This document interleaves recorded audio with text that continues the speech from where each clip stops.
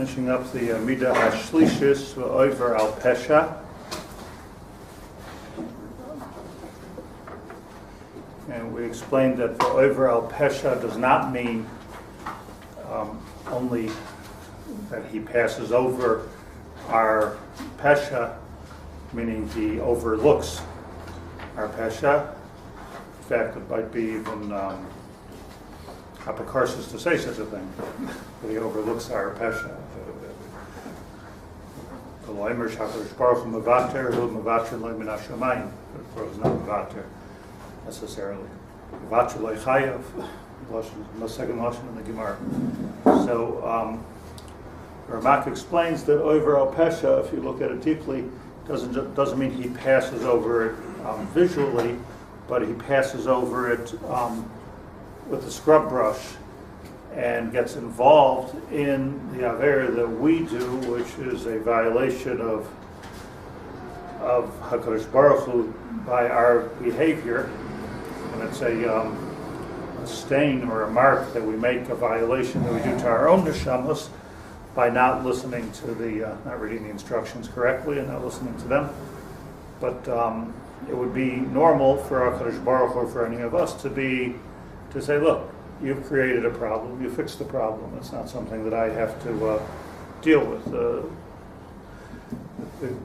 The clear mashal is if somebody does something that hurts us and they ask us slicha, we could be mochel them. But if they say that I'm suffering from such inner grief because of what I've done and I'm feeling stressful all day, and I'm not saying, okay, as a psychologist, I'm not I could do my part. I could say, I accept your apology. That's the most I could do. So it doesn't work that way. It works that way on perhaps on a business level, but on a neshama level, it doesn't work that way. It just HaKadosh Baruch Hu gets involved in helping us remove the fleck, the contradiction that we ourselves created within our neshama. If a person does something terrible, hurts another person, very hard to live with yourself, right? If you're a good person, it's hard to live with yourself. So it's hard to live with yourself, So you have a problem, but the person that he violated doesn't have that problem.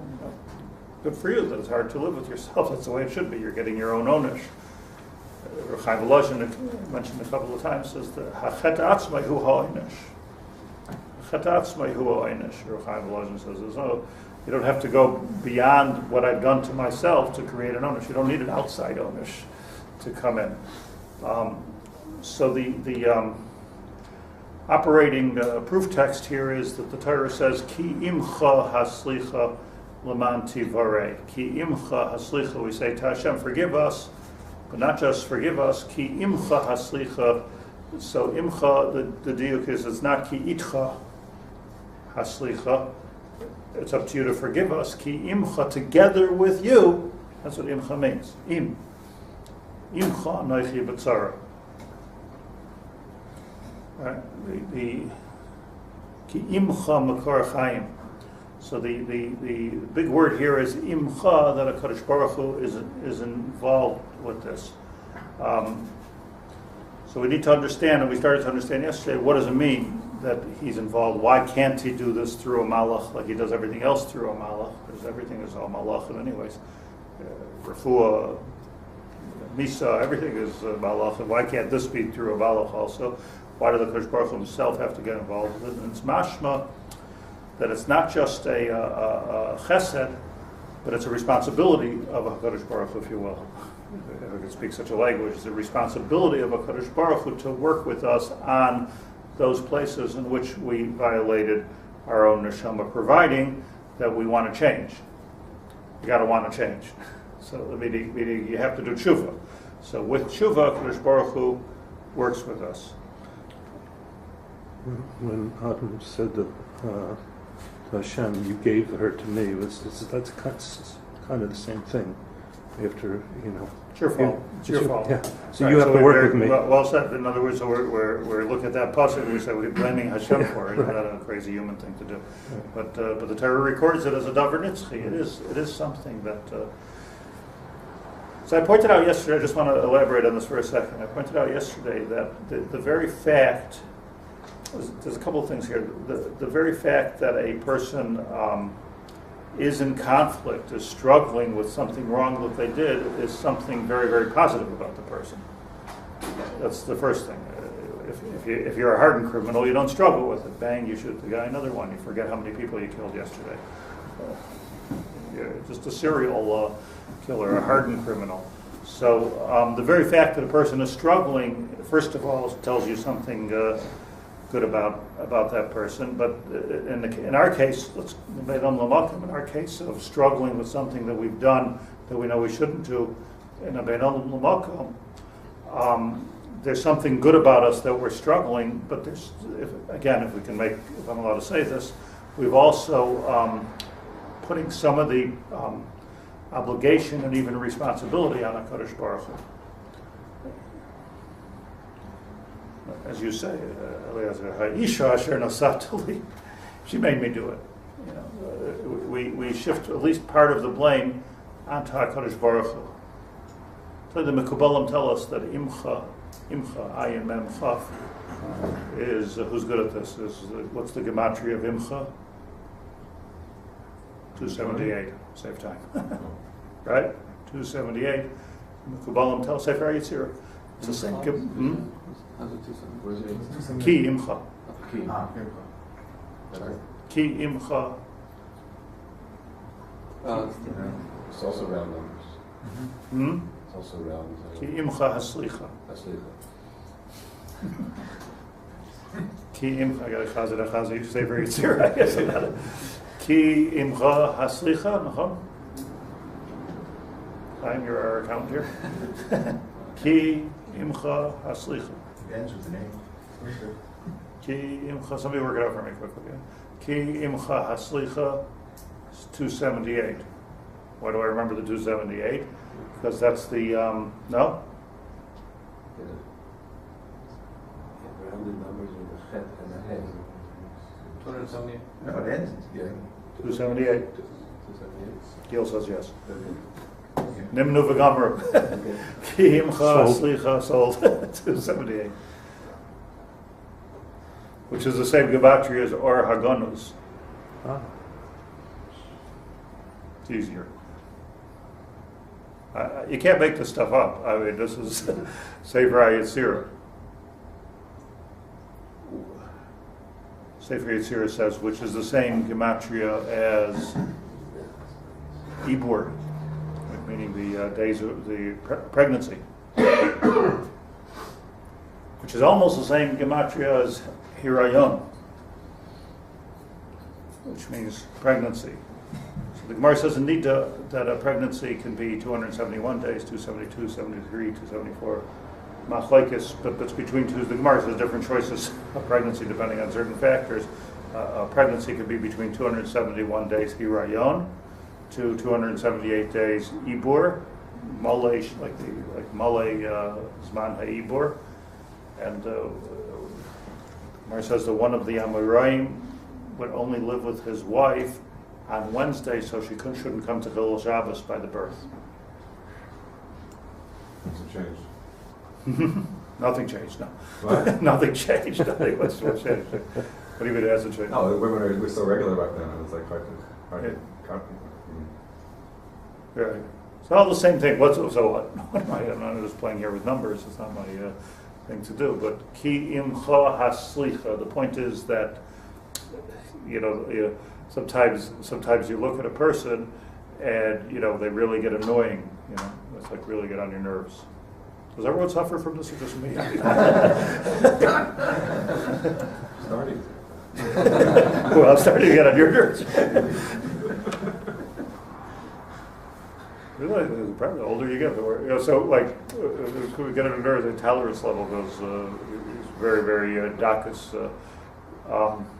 But sometimes when you realize, like I would just give a muscle, like whenever I like meet somebody, I become friends or learn with something, whatever the relationship is.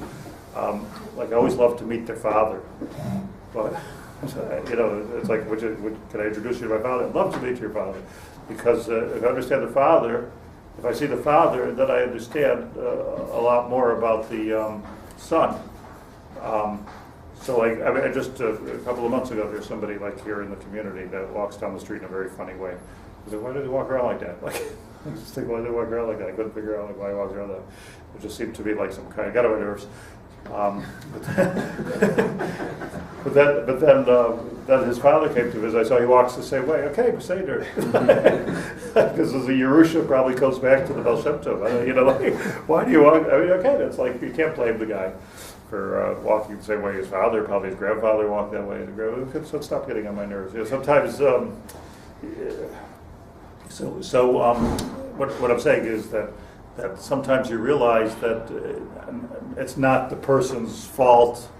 Ki'ilu, this is something they come by naturally. So it's not a shtick. It's not some kind of a craziness that they've adopted. And you know what gets on a person's nerves? Like, why are you doing that? Be normal. Be yourself. But I mean, if they're born that way, it's not such a problem. But in the case of a father looking at a child, and the child gets on your nerves, your own child gets on your nerves, and now it becomes like even more serious. Like, hey, I walk that way. You know, I get the things that bother us about our own children are the things that we know came from us. I think the things that bother us about our own parents are the things that we know that we've inherited. So it's a very it's very endemic to the personality. So when we say to HaKadosh Baruch Hu, hey, you know, who created us anyway? Like, okay, we've got this problem, we've got this chasaron, we've got this. We're getting on your nerves, but who created us that way? Where does it come from? You. So, we got it from you ultimately. The handicaps, the weaknesses. So the ki'imcha haslicha. Ki'imcha haslicha is a very deep idea that we say to HaKadosh Baruch Hu, we're in this together, really. It's not itcha haslicha. We're not just asking you for an apology as if we're some kind of an independent concept. You know, we're part of a bigger thing here. We're part of what you've created.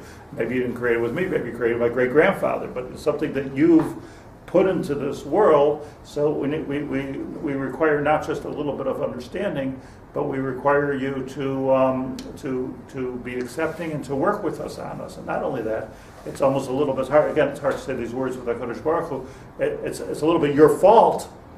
So and you're the one who understands this better than anybody, you know, oh Father. So now help me with it. Don't criticize me with it, but help me with it. So it becomes ki'imcha slicha. Hence, ki'imcha slicha is the Or Hagonos. The Or Hagonos refers to in the Sefer Yetzirah, the second chapter of the Sefer Yetzirah, refers to the fact that the neshama. Basically, it means the neshama. It doesn't mean anything more than the neshama for our purposes here. Meaning that this is something which is very, very deep within me. This is all part of what I am. My character is part of what you created. So if my character is part of what you created, I need that kind of a siyata. That's my Or Hagonos. That's my Or Hagonos. That's my hidden light. So if that's my Or Hagonos, gematria ki'imcha haslicha. So it's befitting for you and only you to get involved with this and to help, and that's why, you know, it's not by accident that the Yemei Ha'ibor is ki'imcha haslicha. The Mei Ha'iroyin is ki'imcha haslicha. It's all one thing. This is not something that I've done externally. It's something that I am.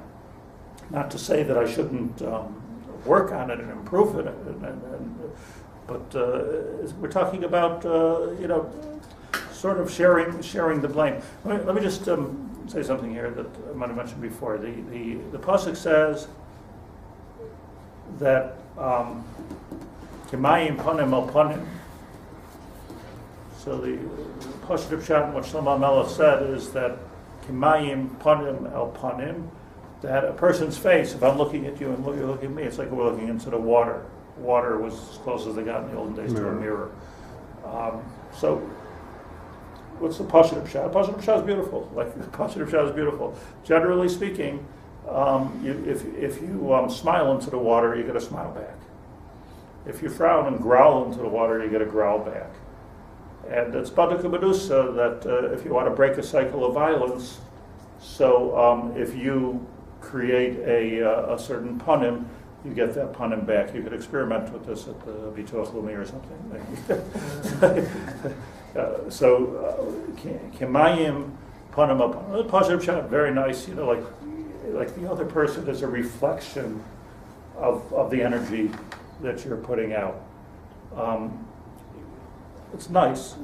It comes to Baal Shem Tov, and he ruins this whole teaching because he says that it's a mirror, meaning Baal Shem Tov flips this around, and it's so sharp because he says that a mirror means that you're really getting a glimpse of yourself.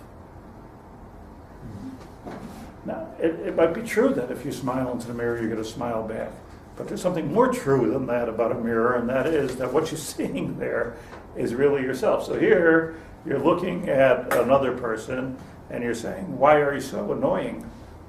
And the answer is, because I'm annoying. And HaKadosh Baruch Hu puts in front of you a chativas mayim, as he puts it, a mirror, and says, everyone says, it's like a gift from HaKadosh Baruch Hu. Here, you want to see what you look like?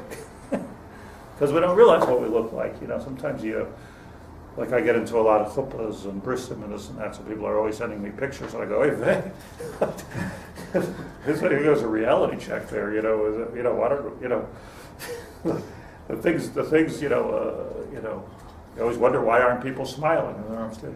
I'm looking, so that's smiling. So, there's something, says the Baal Shem Tov, there's something much deeper about Kamayim, Panim Opanim, is that HaKadosh Baruch Hu puts that mirror in front of us to show you what you are. So, now when somebody, it's certainly true of a parent-child relationship. It's probably true in a husband-wife relationship. It's probably the pshat in the Gemara of Mum Shabach Al Titein B'Chaverecha. That there's a tendency, dafka. Why will you see a mum that nobody else sees in another person? Because you have that mum. It takes one to know one, as they say in English. So there's something. So all of a sudden, not only am I looking at the person in a different way, but all of a sudden I have a certain obligation, not just to help him, but to help myself and to fix the whole dynamic that's going on. So it gives us a whole new way of. So it's a little bit sharp, this Baal Shem Tov. As I say, I was a prison chaplain for a long time. So, I hate to think that these were all a bunch of mirrors. Serial killers, mafia people. I dealt with the chosheва, it's people that were totally uncaring about other people. And I'm not any of those things. It's not that I'm any of those things. But the things that really annoy you means that there's some type of shemetz there somewhere, which has to be mesukam. So it's a new obligation. Tough to say about HaKadosh Baruch Hu, but true to say about HaKadosh Baruch Hu. Sof kol sof. Ha'isha tadasata. Very, very good pasuk. You set the situation up. You're the one who created me with my gene system. You're the one who created me with my personality. People are created the same. So what we can't blame on our fathers, we can blame on God. And it doesn't, again, relieve us of the responsibility of tshuva, and it doesn't allow us or matra us to do anything, because that's not Judaism. Judaism is that you have free choice. But it does explain and put a certain obligation on He that created us on all levels. Hence all the gematries. And it also makes us want to look at the Or Haganus. The Or Haganus is to understand the depth of the neshama that's here. What does Hashem do? That's the cleansing part of it. So I think the scrubbing. What's the scrubbing? So the pashut, the pshat, and the scrubbing is the yisurim that we have. But I don't think it's only about in other words, let's define that. What is yisurim? What do I mean by yisurim? We have to go through pain. But in other words, there's a certain cleansing that goes on through trials and tribulations. And what we need to do is understand that the Yisurim shel Ava. What does that mean? It's Yisurim Shel Ava. It's something that we need to go through to get past this issue. So why Hashem wears tefillin and has us in the tefillin? So that's the relationship, right?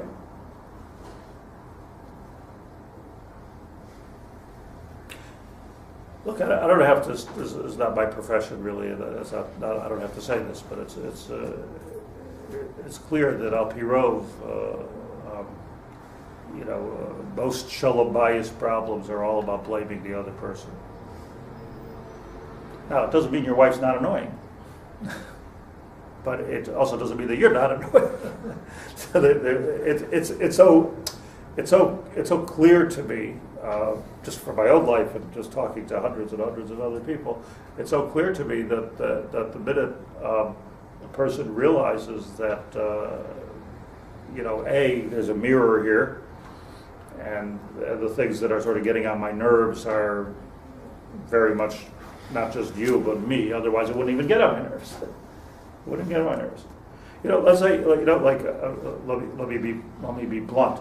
Let's say, most people, there's certain things that their parents do that embarrass them.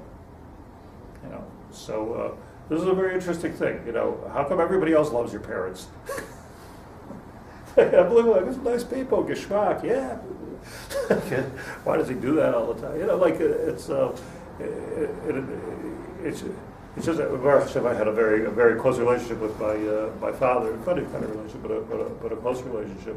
But it's just interesting, all the things that sort of got on my nerves growing up when it came to all the Tanchumim coming, the hundreds of emails and Nichum Avelim, and which still happens. The things that they point to as his wonderful attributes were all the things that got on my nerves. It's a davar nifla. Those are the things that people enjoy to us. So why that dynamic is, I don't know. So my nafkamin, the nafkamin is that what we need to understand is that on one level that there has to be that Kadosh Baruch Hu has to be involved. He can't do this with a malach. He has to be involved in the cleansing process. However he does it. To answer your question, I believe that there's if you're open to it, there's siyata d'shmaya that happens all the time, which allows us to have hisayrus t'tshuva. And I think that's really what the involvement is. There's a certain hashgacha pratis.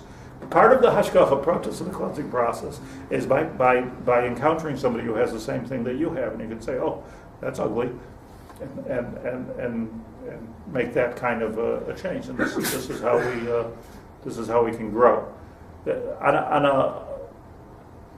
That's the Baal Shem Tov, which is I think important for life and for understanding the ki imcha slicha that HaKadosh Baruch Hu is lo ya'idei shliach, lo ya'idei malach. He has to do it. It's not somebody from the outside. He has to do it because he's part and parcel with who we are and what we are. And then there's the deeper or maybe more psychological level that we spoke about yesterday. That the fact of the matter is that if a person hurts another person, if we hurt another person, and we say slicha, I apologize, and you accept my apology, it's really not over. It's really not over. V'haraya, the person, somebody hurts you, you might accept their apology, but you're really not going to look at them the same way. You're not going to trust them the same way that you did before, which is catastrophic when it comes to a marriage or a family situation in general. It can't be. So you say, okay, I apologize. I didn't, this is what I did. Okay, I apologize. No, it doesn't matter. We're not happy. We drive a person crazy. I'm not happy with you accepting my apology. Like, are you okay with it? Well, okay with it. You hurt me. So work with me. So now there's a certain obligation that the offended one has to work with the offender, because really you can do all the therapy in the world, and you could drink and take drugs. You could do whatever you want. It's not going to take away, or it's not going to recreate a situation. And the only one that can do that is the person himself who was offended. Now, don't couple that with the fact that it's that person who's also, it takes two to tango, that person was also involved in it. I'm not saying the guilt is there. I'm talking about with tshuva. let's say a person has to feel guilty every time somebody annoys them. I'm just saying that we have to understand things deeply, that I'm also part of this scenario. So at least before. So I bet you yesterday, I think that the kasha zivugim kikriyas yamsuf. So it's hard to make zivugim doesn't mean to find a shidduch. I don't think. I don't think that's what it means. It's easy to find a shidduch. The hard part is keeping it. Keeping it going for a number of decades. That's the hard part. So when the Gemara says kasha zivugim kikriyas yamsuf. Find a shidduch, there's a good shot that you find a shidduch. But a zivug means two people coming two half neshamas coming together as one. That's what a zivug means. That's what it means. The definition of the word, the translation of the word. To be zavig is not to introduce, bo takir. Let me introduce you and hope some chemistry happens. That's not the. That's what it means. It means that two people together. This is a very difficult thing. Finding a shidduch is not. Finding a mate is not difficult. Keeping it.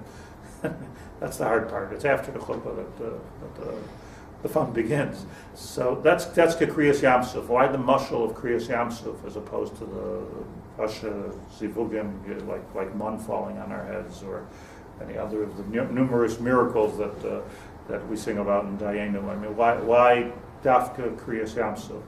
So did I mention yesterday? My Rebbe explained that water is a very interesting thing, b'chlal. That and here's Kimayim Panabal the water bushel again. But water, you can imagine splitting apart. That's pretty remarkable. But then it comes back, and nobody can find the seam even. Where did this Kriyas Yamsuf take place exactly? There should be some kind of a marker in the water. Nothing.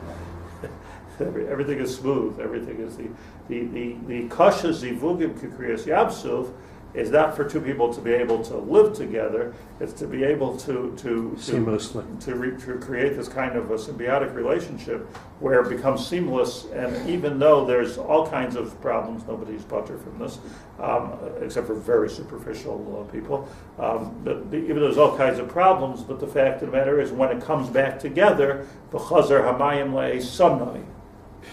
In fact, with tremendous amount of koach, and you can't even remember what were we arguing about, what were we fighting about. How can such a seamless restoration possibly take place? The only way it can take place is if two people are involved in the help. So just like HaKadosh in fixing up this situation, there's never a story where this is your problem. Go fix yourself.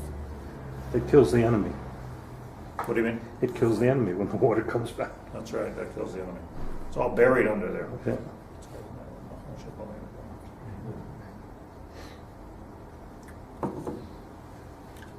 A minute after Kriyas Yamsuf, nobody can see that there was a Kriyas Yamsuf here. So smooth, so flowing. Everything went back to exactly the way it was. So that's a good siman, if you really resolved an issue.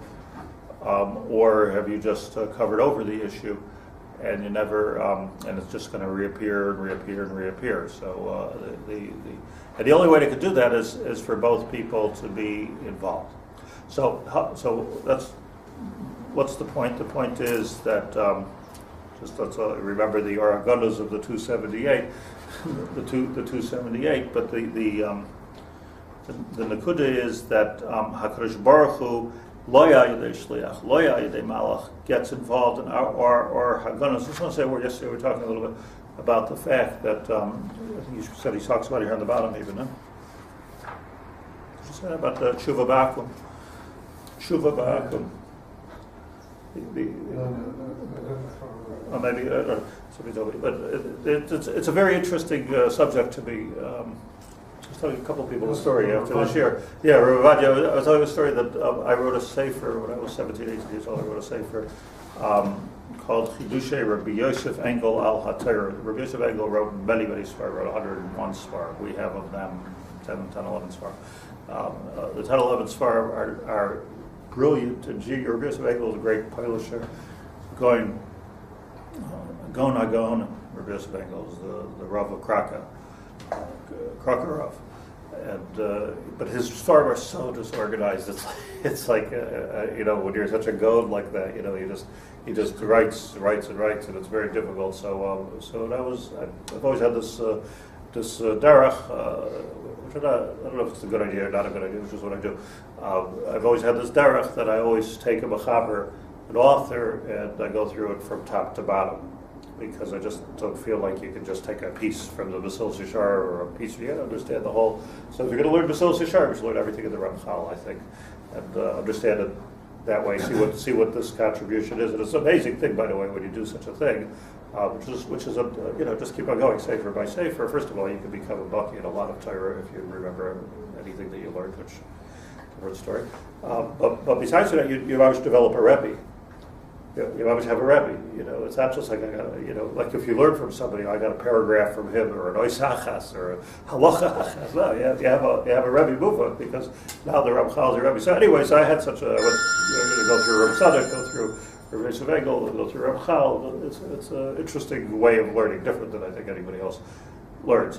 But it was at that time we go through Rabbi Berel, picked it up, was impressed, started from the beginning, went to the end. So and was so disorganized that I couldn't know what to do with it. I couldn't, so I just kept for myself notes of according to the psukim of the Torah. He draws a lot on psukim and on midrashim and on gemaras. So I just organized it. So I have a sefer Rabbi Berel, bestseller. Printed 1,000, sold 1,000. I think I have 3 left that I kept for my grandchildren. That's Rabbi Berel. So in there, looking for footnotes when you're writing a book like this. So finding a source for something, it becomes like the milcham tishal Torah, like your life becomes obsessed with how did he know that? What's the source? Because my job is to write the footnotes. So one of the things that he writes there is Yadua. It's well known. She'ein tshuva ba'akum. The claim can't do tshuva. That's what he writes. So I'm thinking to myself, okay, it's well known, but I didn't know that.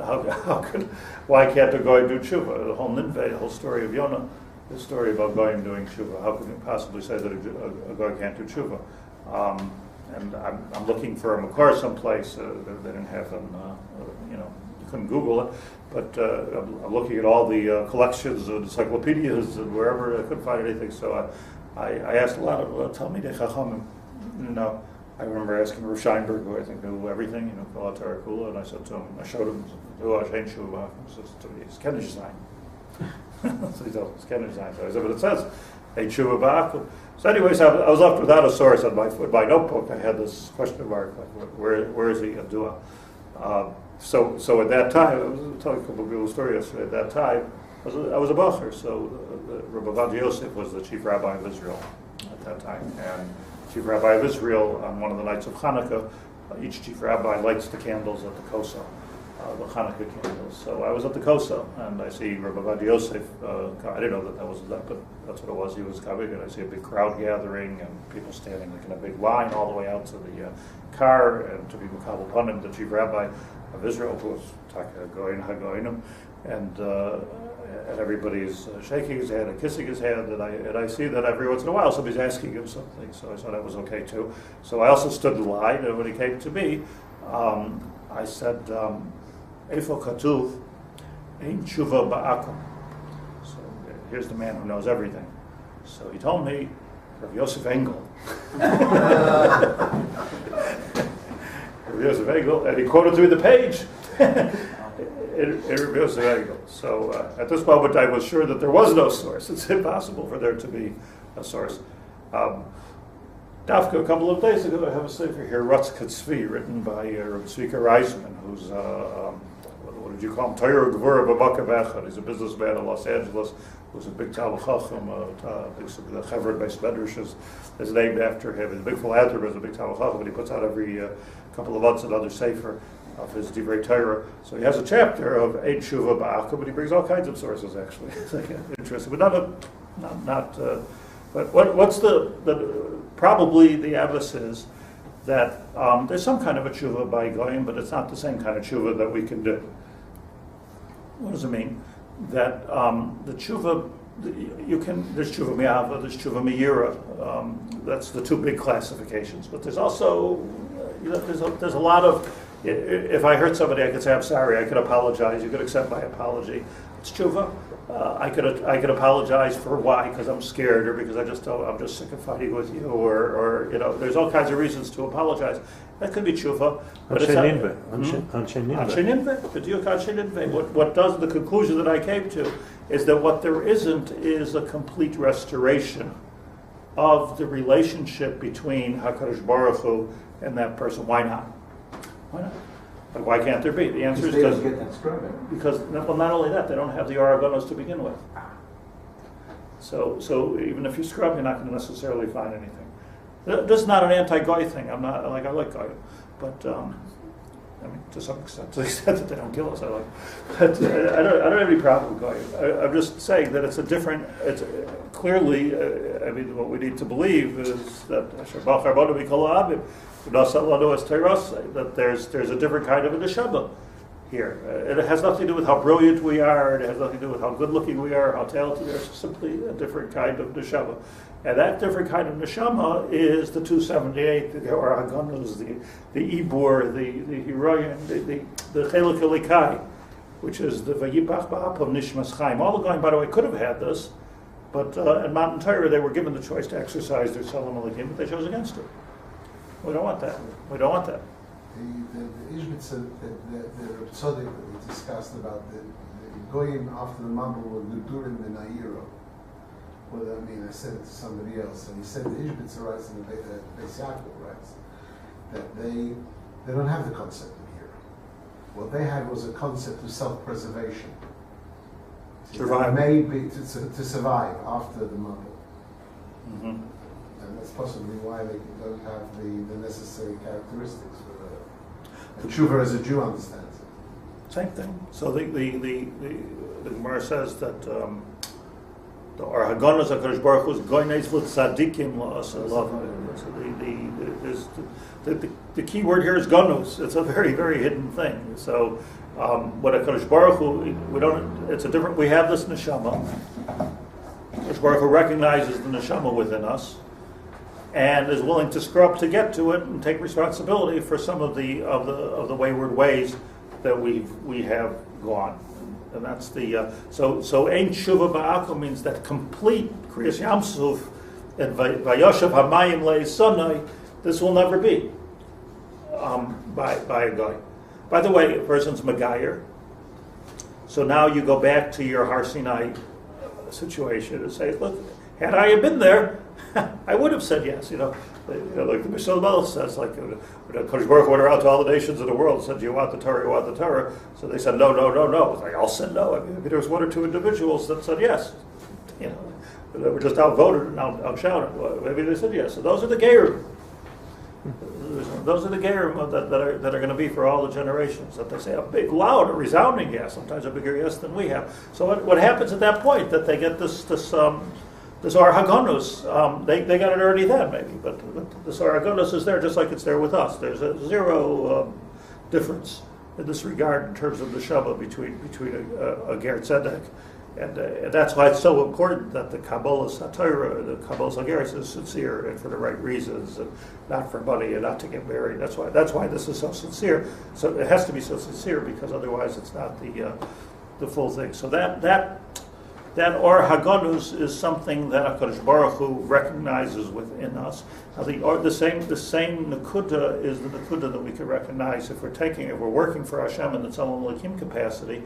It's the same thing that we can afford somebody else in terms of working with them. There's a certain amount of not dismissal, but a certain amount of hope and trust and looking deeply at a person and seeing what their goodness is, and it's always there.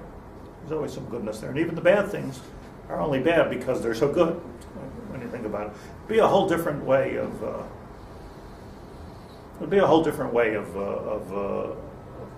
bringing up our kids. And my kids are mostly grown. I wish I would have thought about this 25 years ago, but it was to some extent I did, but to not enough. Like it's a whole different way of bringing up our kids to teach them about their neshama and not in a weird way. I mean, in a good way. Teach them about their uniqueness and the work that they have to do, and to recognize that there's godless here, and to polish the godless like HaKadosh Baruch Hu polishes it with us. Just keep on polishing, keep it with Ava. With Ava, if need be, with Yisurim, but not the normal way of doing them, not with Kas, not with, just with a tremendous amount of Ava. So let's just finish this before we end the day here, the week.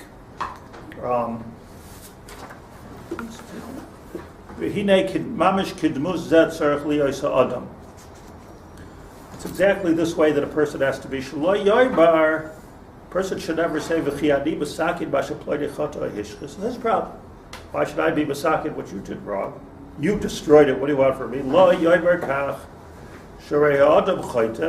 Because take a look. The person does a chetva, Kadosh Baruch Hu ba'atzmai, Kadosh Baruch Hu himself, and I will insert, takes responsibility, gets involved. Personally, Basakid is Movaisa, V'roichatz Tzayas Avodah. He's willing to cleanse us. Scrub. And here, by the way, the Tomer Devorah does something that he doesn't do, to my knowledge, anywhere else in the first chapter. He goes, usually there's a symmetry in the Tomer Devorah. He says about this is what Hashem does, and therefore this is what you should do. And now, that's the end of the chapter. Here he goes back. Now a person has to give a personal, like, okay, we did that. We got to the Veover Al Pesha. We understand now the Veover Al Haber. We understand what we have to do. But he goes back to give a sort of a Musser Kraft that say, how much do we have to, think about what happens when we do tshuva, and then Lashuv Lachta, then we go back to a way. We're Rabish being Matriach HaKadosh Baruch Hu to cleanse again. Put it in my words, look at the disappointment we're creating in the Borei Olam. I've invested so much time in you, and I will invest more time in you, but it's such a tircha. So it's like this is out of symmetry for the Tomer Devorah, but he says it.